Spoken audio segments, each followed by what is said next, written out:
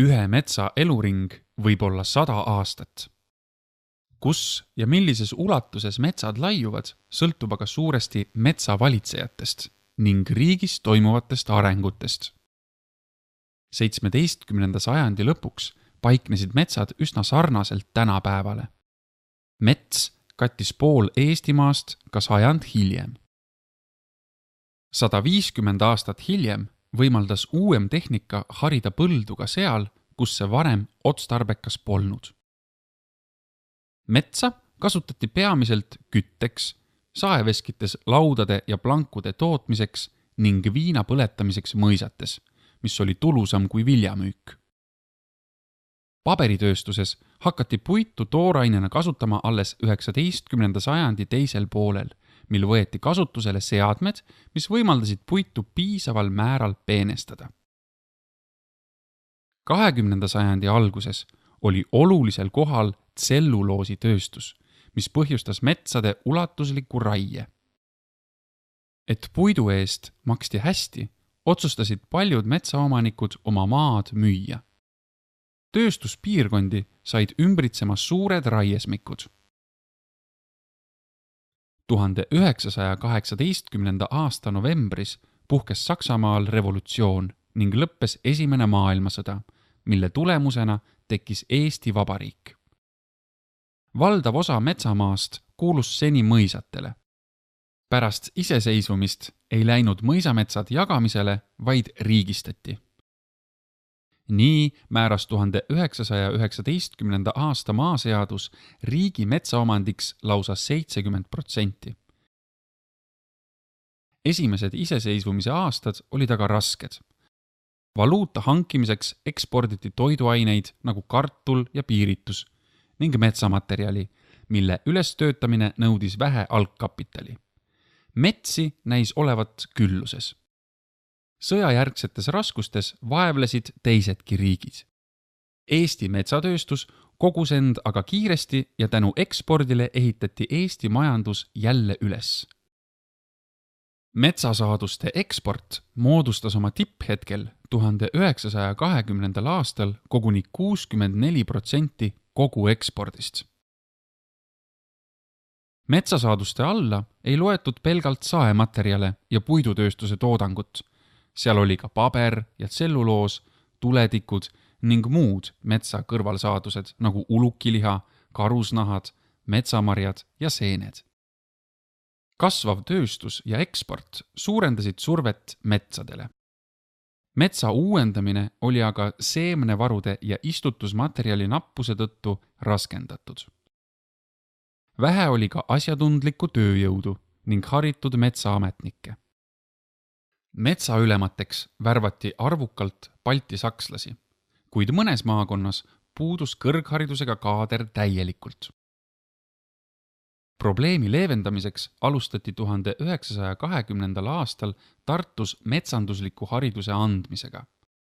Eesmärgiks oli ka asjaliku tööjõu koolitamine. Nähtav tulemus võttis aga aega. Tööjõunappuses toodi senistele raietöödele ajutiselt appi näiteks vange, sõjapõgenikke ning sõdureid. Raieid tehti halva kvaliteediga ja eirati reegleid, raiudes sageli kvartalite viisi metsi. Tuli ette korduvaid küttekriise. Ajuti võisid küttehinnad tõusta mitmekordseks. Kuid nõudluse pakkumise tasakaalu puudumine põhjustas ületootmist, mis viis raskesti ligipääsetavates kohtades puidu põletamiseni metsades. Samas hakkas tselluloosi vabrikus, kus kasutati 90% ulatuses kuusepuitu, puidu sissevool kahanema. Umbkaudu 300 saeveskile ei jätkunud piisavalt puitu ja see takistas toodangu suurendamist. 30. aastatel oli Eesti metsasus läbi aegade väikseim. See oli seotud suurte erakorraliste raietega, millele tõukas toonane majanduskriis. Surve metsadele rahunes alles siis, kui puidu kõrval võeti kasutusele põlevkivi ja turvas, eriti just tööstuses. Põlevkivi ja turba tootjatele määrati riiklik toetus. Tselluloositehaste survet kuusele aitas vähendada sulfaatmeetod, mis võimaldas võtta siin kasutusele ka männi. Kui Eesti Vabariigi lõpuaastatel jagunes metsaomand võrdselt riigi ja talumaadel kasvavaks metsaks, siis nõukogude ajal kuulusid metsad riigile ning muid metsahaldajaid oli kõigest 4%. Nõukogude perioodil toimus metsanduses mehhaniseerituse suurenemine. Hobuse kõrval võeti metsa väljaveoks kasutusele traktor. Alguses toimus raie endiselt käsisae ja kirbega. Tehti rohkelt maaparandustöid, et suurendada metsa kasvamise kiirust ja parandada metsadele ligipääsu. Kingituseks oli ka eestlasest füüsiku Boris Kaburi leiutatud mootorsaag Družba, mis kiirendas metsa langetamist lausa 4 korda. Seega tõid 1960. aastad kaasa üha professionaalsema kaadri, metsatöömasinad ja aastaringsed raied. Seoses autode ja bussiliikluse tihenemisega suurenes metsade kõrvalkasutus läbi marjul ja seenel käimise. Teinekord nõudis metsalt oma aga ka mõni tugevam raju. Nii murdis 67. aastal sajandi tormiks nimetatud maru 4,5 miljonit tihumeetrit metsa. Tormimurdu tulid appi koristama Ukraina metsatöölised ja osa puitu viidi Eestist välja. 1970. aastatel oli metsaga kaetud 40% Eestist. Taasiseseisvumise ajaks kasvas metsa pisut juurde. Täiustatud metsamasinad ja erialased oskused aitasid metsa eest paremini hoolt kanda. Algas maade ja metsade tagastamine endistele omanikele.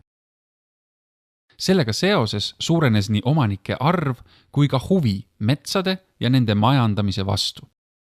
Lähtuvalt kohalikust ja rahvusvahelisest keskkonnapoliitikast tehti seadustesse mitmeid olulisi reforme. Iseseisvunud Eesti hakkas osalema ülemaailmsetel konverentsidel.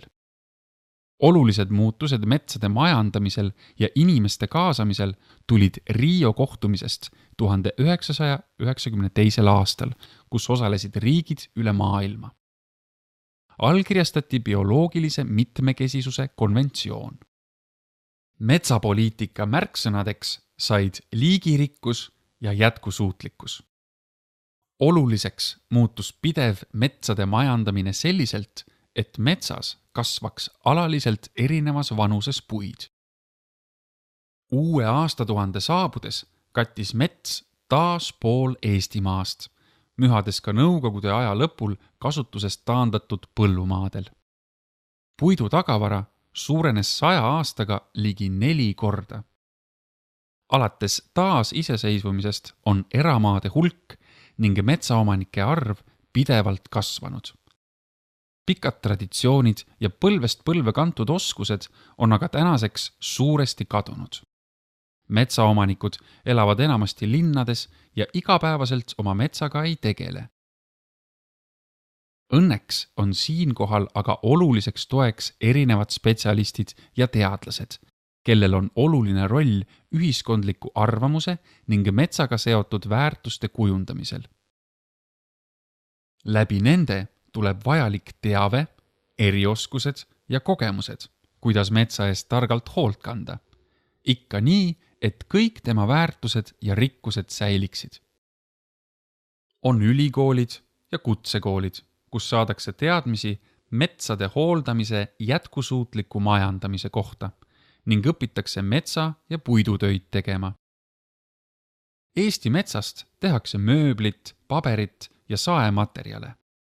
Sel viisil pakub mets ühtviisi rahu, ilu kui jõukust. Peamisteks ekspordiartikliteks on jäänud mööbel ja puitmajad. Meie metsaomand on 100 aasta jooksul oluliselt muutunud.